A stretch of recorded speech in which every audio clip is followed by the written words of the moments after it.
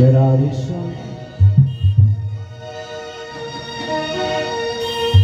कृष्ण नामे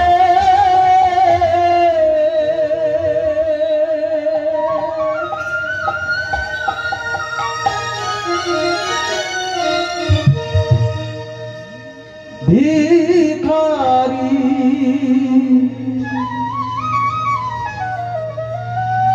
आमी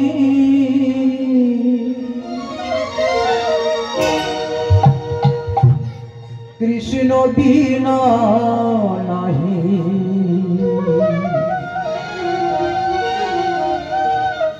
जानी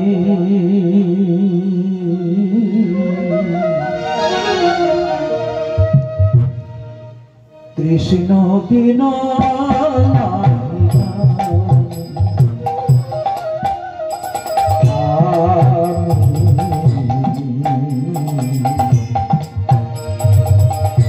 कृष्ण बिना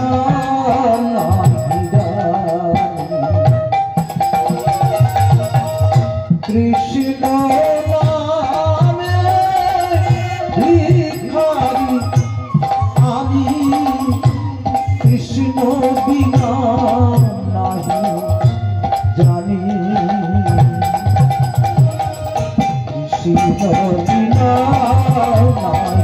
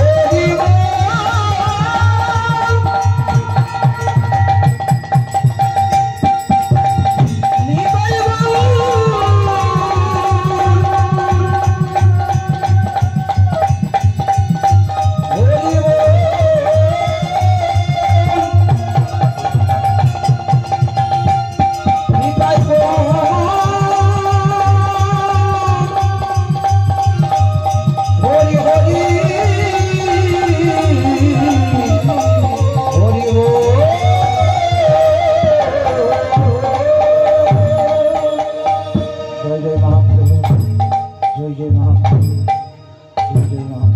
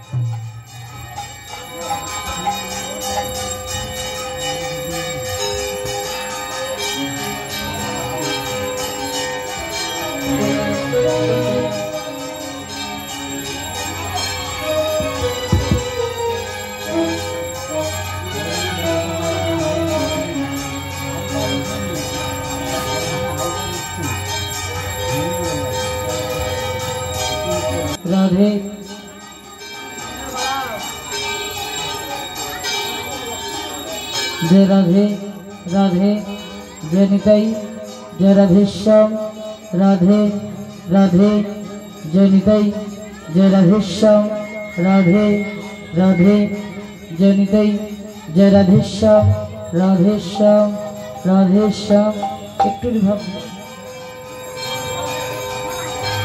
राधेश्याम जय राधे राधे जय राधे राधे परिष्कार करो जंतर बच्चे जय राधे राधे जय निताई जय राधेश्याम राधे राधे जय निताई जय राधेश्याम जय राधेश्याम जय निताई जय निताई जय जय निताई जय राधे राधेश्याम हरि बोल हरे कृष्ण जय जय निताई जय राधे जय राधे राधेश्याम राधेश्याम जय जय निताई जय राधे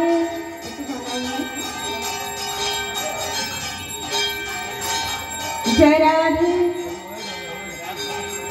हरि बोल जय जय निताई जय राधे जय राधे राधे जय राधे जय जय राधेश्याम राधेश्याम हरि बोल हरे कृष्ण जय जय निताई जय राधे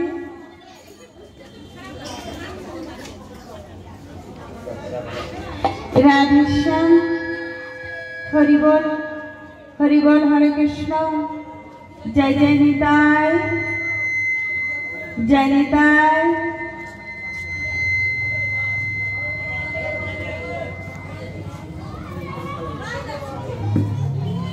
जय राधे राधे जय राधे जय निताई जय राधेश्याम जय जय राधे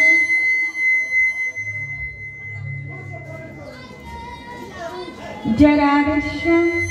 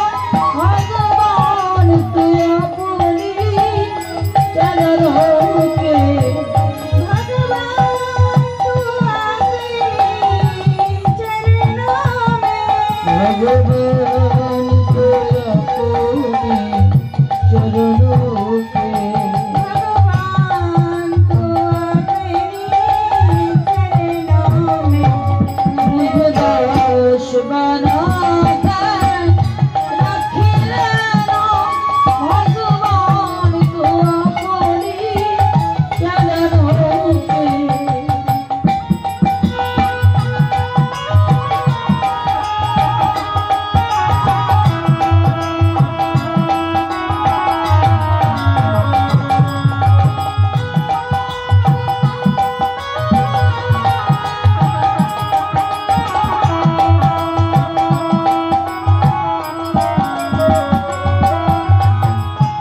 मैं भला बुरा हो तेरा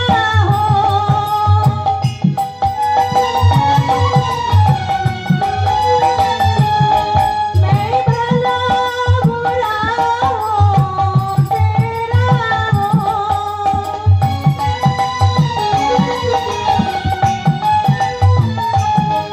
द्वार पे डाला तेरा मुझदास बना कर रखिले रो भगवान तो अपनी चरणों के मुझदास बना कर रखिले रो भगवान तो अपनी चरणों के जब धम से अधम को तारे हैं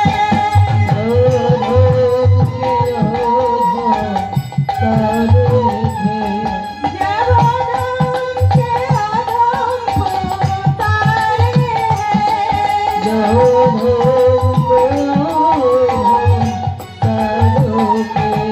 उस नाम में भी हमारा है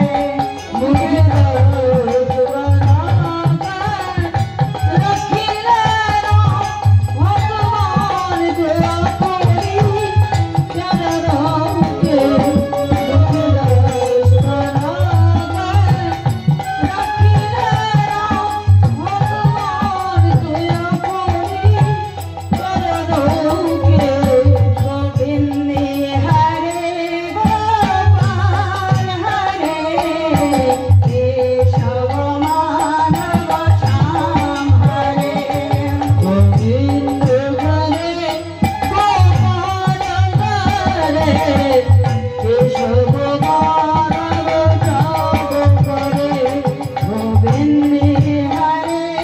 गोपाल हरे केशव माधव श्याम हरे गोविंद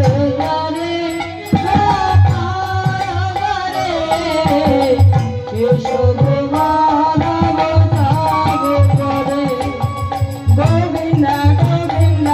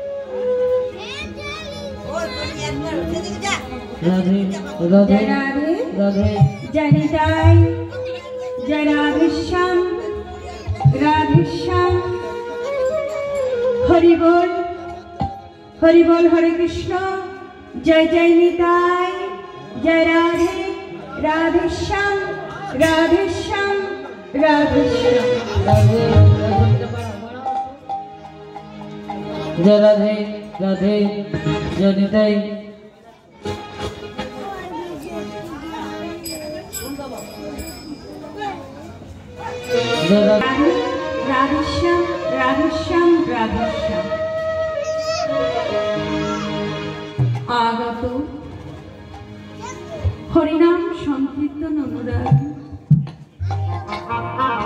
বহিরাগত ভক্তমণ্ডলী সকল সংকীর্তনে প্রারম্ভে জানাই কোটি কোটি দণ্ডবত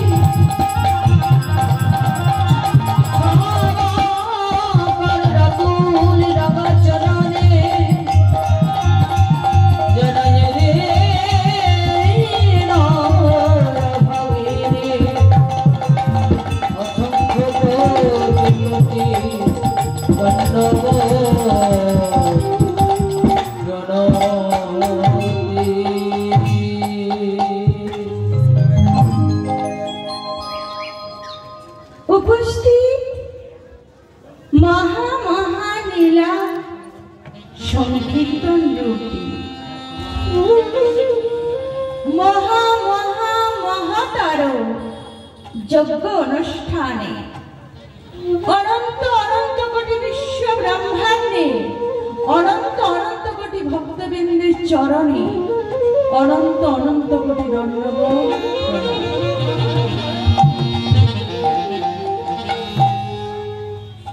সারা বিশ্বে যত মহামানব যারা সাকারে নিরাকারে আমাদের মাঝে ইতি অতি অবস্থান করছে, সেই সব মহামানব বর্গের চরণে কোটি কোটি ধন্যবাদ প্রণাম।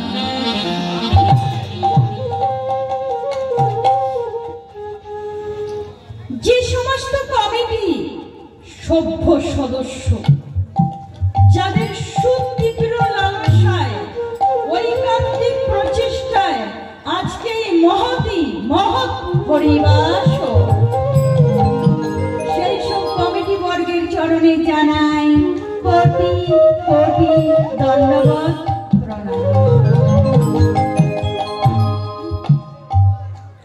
মানুষকে সম্মান দিলে সেই সম্মান ঈশ্বরে মেলে, সর্বশাস্ত্রে তাহার প্রমাণ পায়। কবি চণ্ডীদাস যিনি উচ্চকণ্ঠে বলেছেন, তিনি সবার উপর মানুষ সত্য, কিন্তু তাহার উপর নাই।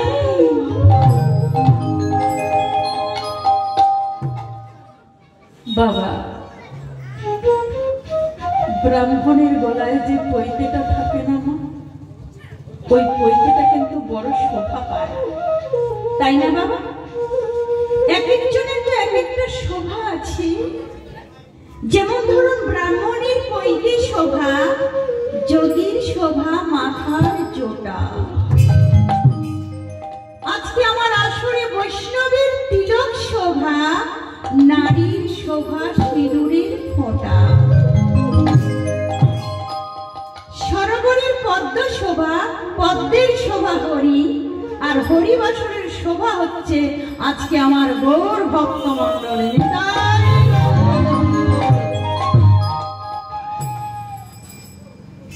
তাই আজকে আমরা সবাই মিলে চলে যাব সিধাম নদিয়া নবদ্বীপে। কিন্তু এই নদিয়া নবদ্বীপে যাবার আগে আমি সর্বপ্রথম একটা কথাই বলবো বাবা। এই যে হয়তো আপনাদের এখানে এর আগে অনেক বড় বড় কীর্তনিয়ারা কীর্তন গেয়ে গেছেন, বা আপনাদের আশেপাশে অনেক বড় বড় কীর্তনিয়ারা কীর্তন গেয়ে গেছেন। আমি তো কীর্তন জগতে সব থেকে কনিষ্ঠতম কীর্তনিয়া, সব থেকে ছোট রেবতী দাস। আপনাদের চরণতলে দাঁড়িয়ে আমি যে কি বলব আমি তো নিজেও জানি না মা।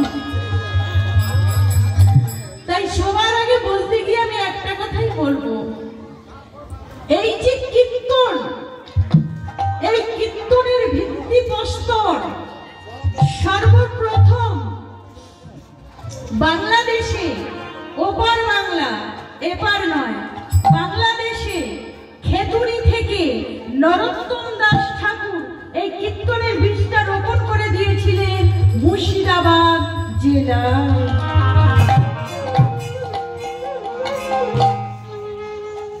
আস্তে আস্তে করে এই কীর্তন ছড়িয়ে পড়ল বাঁকুড়া, বীরভূম, পুরুলিয়া ও নদিয়া।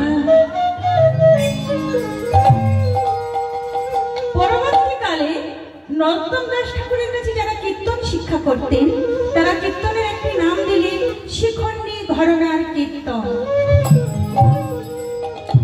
এই ঘরানার কীর্তন কথা খুব কম, একটি করে পদ থাকতো, আখর থাকতো, ওই আখরের মাধ্যমে পদের ব্যাখ্যাটা বুঝিয়ে দেওয়া হতো।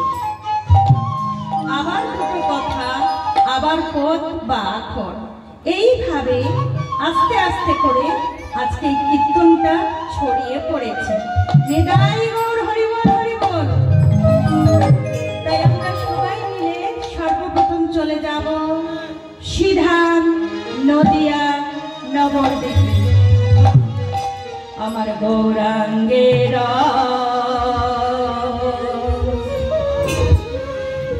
দো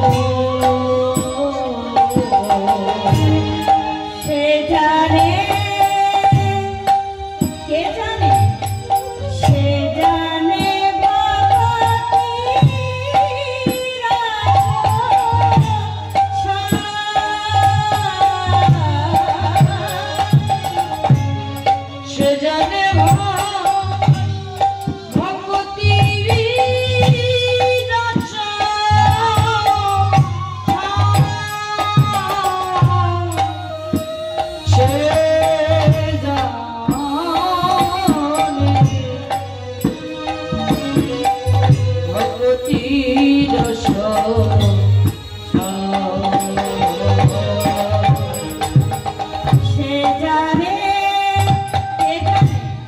সে জানে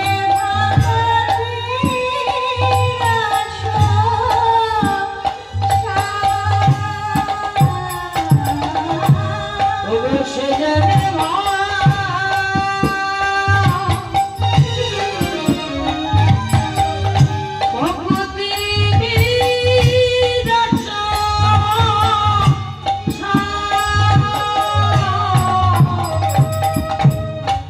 সে জানে ভক্তি রস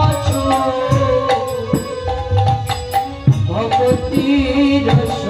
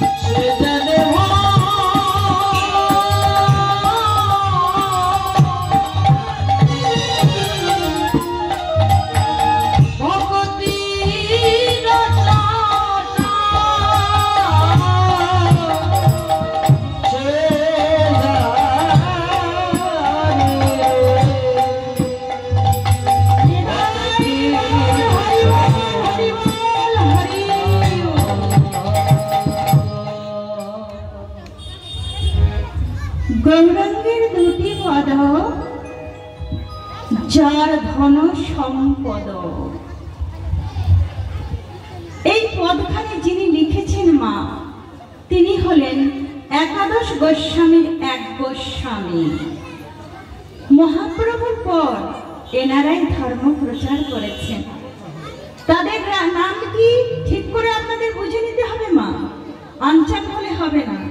তাদের নাম হচ্ছে শিরূপ শ্রী সনাতন ভট্ট রঘুনাথ, শ্রীজীব গোপাল ভট্ট, দাস রঘুনাথ। শ্রীজীব গোপাল ভট্ট দাস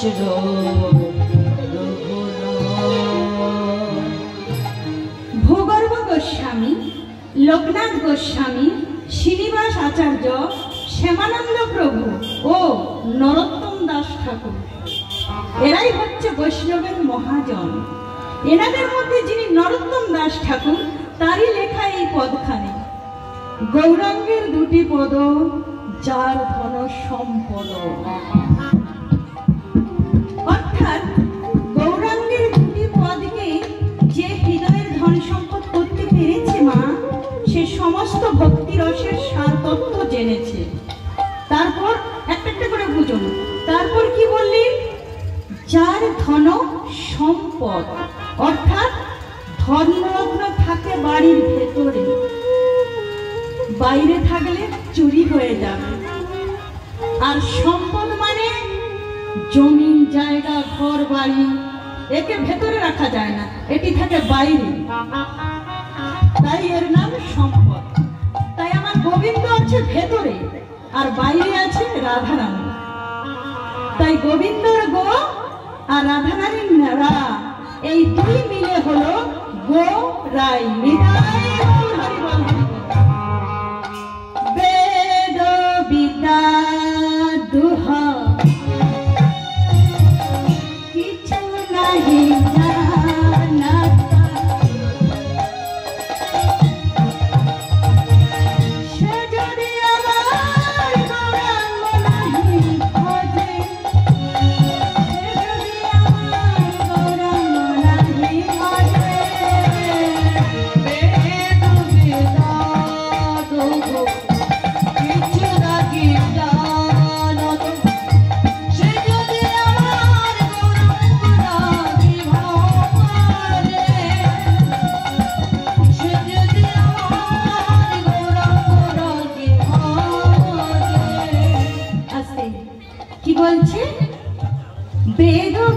দুহ কিছু নাহি জানাত সে যদি আমার গৌরাঙ্গ নাহি বজে।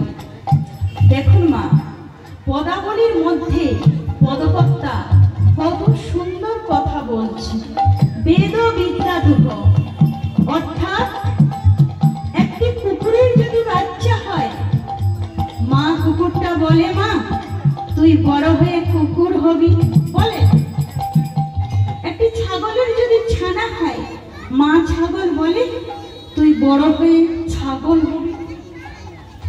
কিন্তু একটি মানুষের যদি বাচ্চা হয় কি বলে, আহা হা হা, কিছু হোক আর না হোক যেন মানুষের মতো মানুষ হয় বলে তো মা, মানুষের মতো মানুষ হয়। এই যে মানুষ, মানুষ কথা অর্থ কি মা? আমরা যে মানুষ, মান মানে কি? মান মানে সম্মান। মানে জগতে তুমি এমন কোনো কর্ম করো না যাতে লোক তোমার দিকে লোকে আঙুল না তুলতে পারে। তোমার কর্ম ঠিক রেখেই তুমি কাজ করলেই ভগবান পাবেই পাবে। আর মান যুক্ত হুঁশ, ভালো করে বুঝবেন, মান যুক্ত হুঁশ, হুঁশ মানে হুঁশিয়ার, হুঁশ মানে হুঁশিয়ার। কিসের হুঁশিয়ার? সময় করিয়া পত্রে ধরিয়া যেবার চলে দ্রুত গতি, সময়ের শেষে অনায়াসে চলে যায় আপন বসতি। সময় চলিয়া যায় নদীর স্রোতের প্রায়, সোনার ঘড়িটি বলে টিক টিক টিক। যে না চলে তাকে কোটি কোটি ধিক। তুলবি যদি মাখন ছানা সকাল সকাল তোল, কচি বেলায় সাধন ভোজন, বেলা হলে বাধায় গন্ডগোল। বেলা হলে বাধায় গন্ডগোল। সকাল সকাল মাখন ছানা তুলতে বলছে, এখানে শাস্ত্র সকাল সকাল তুলতে বলছে, আর ওখানে বাংলাদেশে কি বলছে? কি বলছে মা? সময় গেলে সাধার হবে না।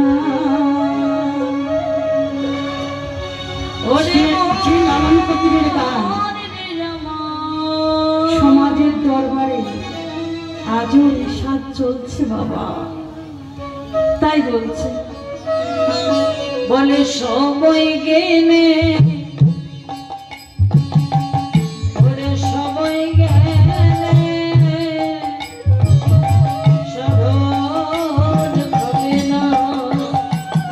ওরে মনে দিয়া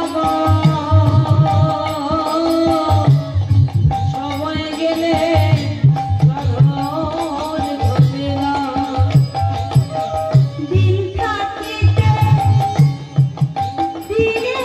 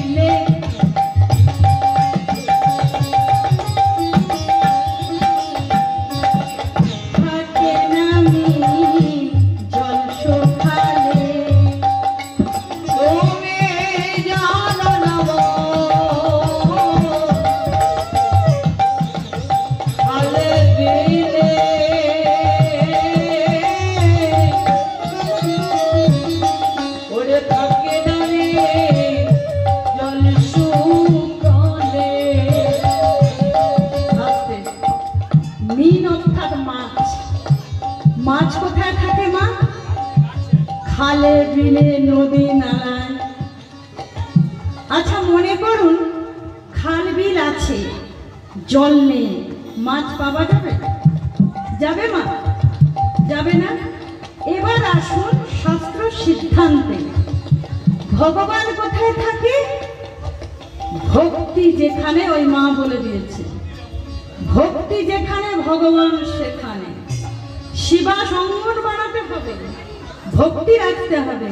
তাই বলছে কি হবে তাতে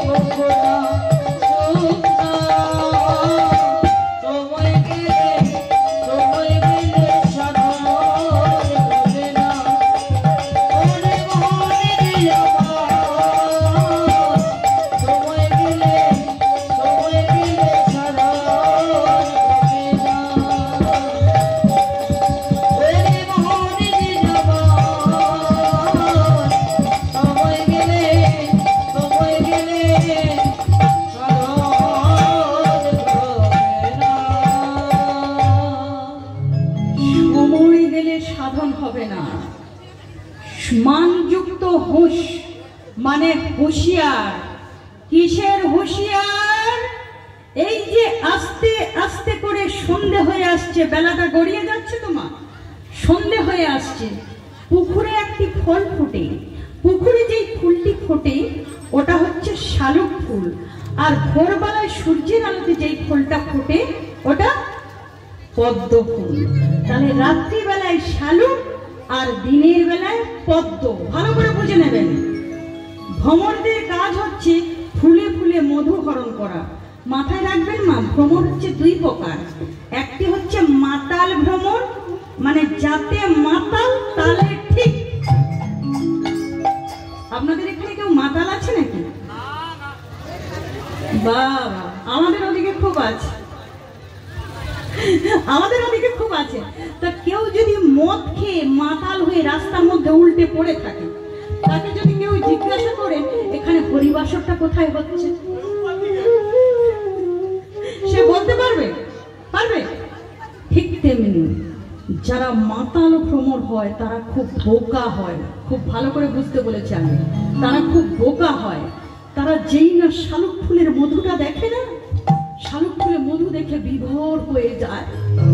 আর শালুক ফুলের মধু দেখে যখন বিভোর হয়ে গিয়ে মধু পান করতে থাকে, ওই ফুলের মধ্যে ঢুকে, আর এদিকে যখন ভোর হয়ে আসছে ওদিকে কি হচ্ছে, শালুক ফুলের পাপড়িগুলো আস্তে আস্তে, ওই দেখুন আমার বলতে হচ্ছে না, শালুক ফুলের পাপড়িগুলো আস্তে আস্তে বন্ধ হয়ে যাচ্ছে। আর শালুক ফুলের পাপড়িগুলো যদি বন্ধ হয়ে যায় মা, ওই ভ্রমরগুলোর কি হবে? মৃত্যু হয়ে যাবে। ঠিক তেমনি যতদিন ওই শালুক রূপী সংসারে আছো তুমি থাকো, শালুক ফুলের মধু দেখে তুমি যেন বিভোর হয়ে যেও না। শালুক ফুলের মধু দেখে তুমি যদি বিভোর হয়ে যাও, আর বিভোর হয়ে গিয়ে যদি মধু পান করতে থাকো, তুমি যদি চালাক না হও, চালাক হতে হবে। কেমন চালাক? যারা চালাক ভ্রমণ হয় তারা কি করে? সারা রাত্রিতে একটু একটু করে মধু পান করবে, একবার একবার করে বিশ্রাম করবে। একটু একটু করে মধু পান করবে, একবার একবার করে বিশ্রাম করবে। তাহলে কি হবে? ওদিকে যখন পদ্ম ফুটবে, এখানে শালুক ফুল ত্যাগ করে সময় মতো ওই পদ্মে চলে যাবে। তাই তো বলছে শালুক ফুলের মধু দেখে বিভোর হয়ে গিয়ে তুমি যদি মধু পান করো, শেষের দিনে যখন ছেলে থাকবে না, মেয়ে থাকবে না, নাতি থাকবে না, জামাই থাকবে না, বিছানায় শুয়ে পড়ে যখন ছটপট ছটপট করবেন, একটু খিদের জ্বালায় পায়খানা যাবেন, প্রস্রাব যাবেন, অপমানে লাঞ্ছনায় জর্জরিত হয়ে যখন বলবেন হে গোবিন্দ এসো দয়াময়, আমার এই পিঞ্জর আমি খুলে দিয়েছি, এসো প্রভু আমার এই পিঞ্জর মধ্যে এসো। ভগবান বলবে কে রে তুই? কোনদিন তোর ডাক শুনলাম না, তোর ডাকটা তো আমার কাছে চেনা নয়, তোর ডাকটা তো আমার কাছে অচেনা লাগছে, পার করবো কেমন করে? তোর ডাকটা আমার কাছে চেনা নয়, আর এখানে আপনি ছটপট ছটপট করছেন দয়াময়। এসো প্রভু এসো। পিঞ্জর খুলে দিয়েছি,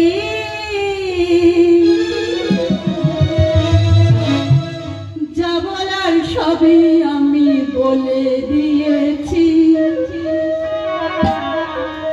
যারে যারে ওরে